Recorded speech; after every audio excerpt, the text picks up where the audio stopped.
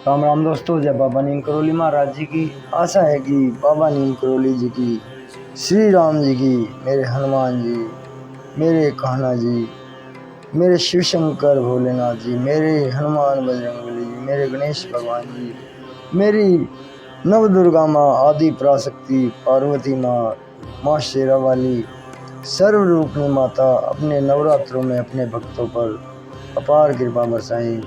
जो भी भाई मेरी माताएं, मेरी बहनें मुझे सुन रही हैं, उनके सभी कष्ट दूर हों, यही मेरी प्रार्थना है सभी देवों की शरण में। मेरे बाबा जी, मैंने अपने बाबा जी से प्रार्थना कर रखी है। मेरे बाबा मेरे पास हैं, मेरे साथ हैं, ये मेरा सौभाग्य है। जय बाबा नीम करोली महाराज जी। दोस्तों, बाबा नीम करोली जी की शरण में बैठा था और प्रार्थना कर रहा था, तभी बाबा जी ने उनकी महिमा कहते कहते बहुत ही भाव विभोर हुआ और बाबा जी की भक्ति में आंसू निकल आए। मेरे महाप्रभु हर वक्त मेरे साथ हैं, मेरे संकट तो वे आने नहीं देते। स्वर्ग सा जीवन कर दिया है मेरे महाप्रभु ने। दोस्तों, सभी को मेरी प्रार्थना है, मेरे भाइयों से, मेरी माताएं बहनें, एक बार बाबा नीम करोली जी को अपने हृदय की गहराइयों से याद करके तो देखिए, मेरे महाप्रभु तुरंत दौड़े चले आएंगे, तुरंत कृपा बरसाते हुए दिखाई देंगे आपको। मेरे भाई, मेरी माताएं बहनें, सबके संकट दूर करने वाले हैं मेरे बाबा। कोई महिमा का आर पार नहीं है इनका। ये कण कण में अगर 100 हजारों किलोमीटर भी कोई दूर बैठा है मुझसे और वीडियो देख रहा है और एक बार बाबा जी का नाम लेकर, बाबा नीम करोली जी का, और अपने हृदय की गहराइयों से बाबा जी का ध्यान करे और अपनी समस्या कहे, तो मेरे महाप्रभु, मैं इनकी शरण में बैठा हूँ। मेरे बाबा जी तुरंत आपकी समस्या का हल कर देंगे कुछ ही घंटों में। ये मुझे पूर्ण विश्वास है मेरे महाप्रभु पर। तो दोस्तों, बाबा नीम करोली जी की महिमाएं तो अपरंपार है, अनंत है, जो मुझे ये दिखाते रहते हैं। अब मैं कैंची धाम साइकिल द्वारा यात्रा करने गया था और मुझे बाबा जी ने बहुत चमत्कार दिखाए रास्ते में, अनंत खुशियाँ दी बाबा ने। मैं इनकी शरण में गया, लेकिन बाबा जी ने मेरे ऊपर कृपा की बारिश कर दी। यही मेरा सौभाग्य है। आज मैं उनकी एक बहुत ही अच्छी और अद्भुत लीला है दोस्तों। बहुत, जब वे करीब बाबा नीम करोली जी 43-44 साल के थे, उस समय की ये लीला है दोस्तों। और कैंची निवासी श्री पूर्णानंद तिवारी जी से अपने भाई के काम कैंची निवासी श्री पूर्णानंद तिवारी अपने भाई के साथ जमीन के मुकदमे के कागजात लेकर नैनीताल की कचहरी गए हुए थे। दोस्तों, ये करीब सन 44-45 की बात है, 1900। उस समय कैंची नहीं बना था, कैंची धाम तब की बात है। पूर्णानंद तिवारी जी जब तक बाबा जी को नहीं जानते थे, बाबा जी तो सबको जानते हैं। तो ये कैंची आए हुए पूर्णानंद तिवारी जी नैनीताल कचहरी में आए हुए थे।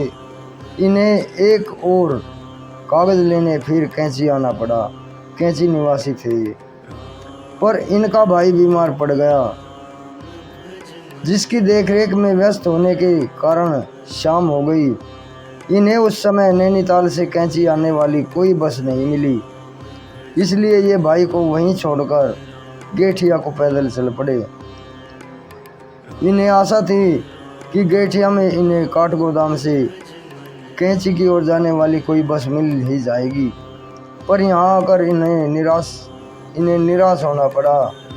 रात हो चली और रास्ता कई मीलों का था। गेठिया में केवल एक दुकान थी, जिसका मालिक चौधरी कहलाता था। इन्होंने चौधरी से रात उसकी दुकान में ठहरने की अनुमति मांगी, पर उसने मना कर दिया और कहा कोई ट्रक आएगा तो उससे निहोरा कर दूंगा कि वह तुम्हें रास्ता में बिठा ले। इनके पास एक छोटा टॉर्च था जिसके सहारे ये लंबा रास्ता अंधेरे में पैदल नापने लगे। रास्ते में इन्हें वह भयावह नाला मिला जिसे खुफिया डोंट कहते हैं। यहाँ एक पेड़ में लोहे की जंजीर लटकी रहती थी और यह कहावत थी कि एक बाबा ने भूत को यहाँ बांध रखा है। तिवारी जी जवान थे, लगभग 21 वर्ष की इनकी आयु थी। भूत का भय इनके मन में नहीं था। जब ये आगे बढ़े तो टॉर्च के मंद प्रकाश में इन्हें स्थूल व्यक्ति उस निर्जन स्थान में पैरापेट दीवार पर बैठा दिखाई दिया। वह व्यक्ति जोर से बोला, कौन है, क्या नाम, कहाँ रहता है? ये सुनकर तिवारी जी सहम गए और उसके पास गए, क्योंकि भूत के आगे भागना व्यर्थ था। ये थे बाबा नीम करोरी जी, जिनकी ख्याति इन्होंने बहुत सुनी थी। और उस दिन नैनीताल में एक ओवरसियर के घर, ओवरसियर कहते हैं जिसे लहरवाई में, ओवरसियर के घर इन्हें भी देखा था। पर वहाँ संकोचवश आगे बढ़कर चरण स्पर्श न कर सके। इनकी अभिलाषा इनके मन में बनी रही। यहाँ एकांत में बाबा ने यह अवसर इन्हें दिया। इन्होंने अपना नाम और कैसी स्थान बताया। बाबा बोले, तेरा भाई बीमार हो गया, चिंता मत कर, ठीक हो जाएगा। ये हाथ जोड़े उनकी बात से चकित हो गए और फिर बाबा बोले, अब जा, रास्ते में तुझे गाड़ी मिल जाएगी।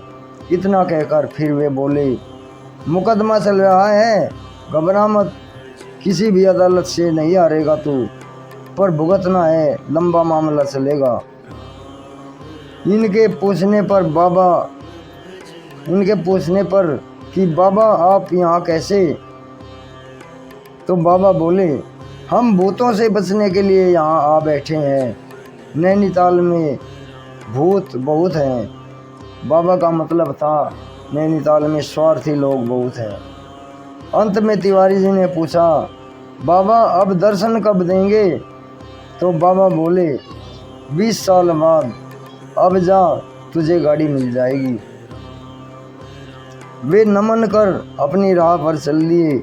मन में सोचने लगे कि बाबा को आगे दर्शन देने की इच्छा थी, इसलिए कह दिया 20 साल बाद। ये लगभग 500 गज चले होंगे। पीछे से आने वाले एक ट्रक के चालक ने इन्हें बुलाकर गाड़ी में बैठा लिया। यह घटना बैसाख 1942 की है। तो 1942 की घटना है दोस्तों। 25 मई 1962 के दिन, ठीक 20 साल बाद, महाराज कुछ लोगों के साथ रानीखेत से आ रहे थे। वे कैंची में उतर गए और अन्य लोगों को उस कार में नैनीताल भेज दिया। पूर्णानंद जी उस दोपहर में सो रहे थे। बाबा ने एक मजदूर को जो वहाँ पर खड़ा था भेजकर इन्हें घर से बुलाया। उसने इन्हें बताया कि एक बनिया आया है और आपसे मिलना चाहता है। इन्होंने आकर देखा कि बाबा नीम करोरी प्रतीक्षा कर रहे हैं। बाबा बोले, तू हमें झूठा समझता है? ये कुछ समझे नहीं। 20 साल पूर्व बाबा की वार्ता की प्रतिक्रिया के रूप में उन्होंने उनके मन में जो विचार उठे थे, जब 20 साल पहले बाबा जी ने उन्हें कहा था कि 20 साल बाद मिलूंगा, और फिर उनके मन में विचार आया था पूर्णानंद तिवारी जी के कि बाबा जी दर्शन ना देने की वजह से 20 साल बाद कह दिया है बाबा जी ने। तो बाबा जी ने वो 20 साल बाद वही उनके मन में जो बात आई थी वही कही कि तू हमें झूठा समझता है, ये कुछ नहीं समझे। और 20 वर्ष पूर्व की बात बाबा जी ने इन्हें मन में सोचने वाली प्रतिक्रिया की बात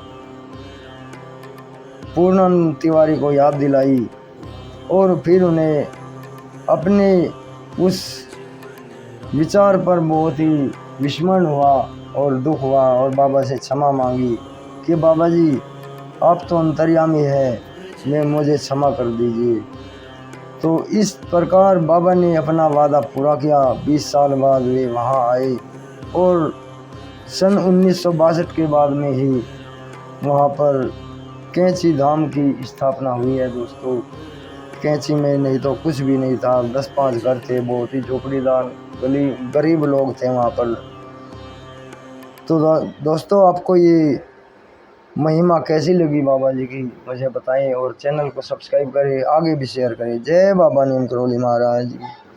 दोस्तों चैनल के डिस्क्रिप्शन में मेरा फ़ोन नंबर भी है, अगर मेरा भाई कोई मुझसे संपर्क करे तो आपका स्वागत है। बाबा नीम करोली जी की कृपा से इनके द्वार सदैव खुले हैं, 24 घंटे किसी भी समय मुझसे संपर्क कर सकता है। मेरे भाई सभी के ऊपर बाबा नीम करोली जी अपार कृपा बरसाए। मैं दिन रात यही प्रार्थना करता हूँ मेरे बाबा जी से, और ये सच्चाई है, मेरे बाबा जी मेरी प्रार्थना सुनते हैं। और जो भी लगातार मेरा भाई चैनल को सुनता है, इनकी महिमा को सुनता है बाबा जी की, बाबा जी स्वतः ही उनके संकट दूर कर देते हैं। ये महिमा है मेरे बाबा जी की। राम।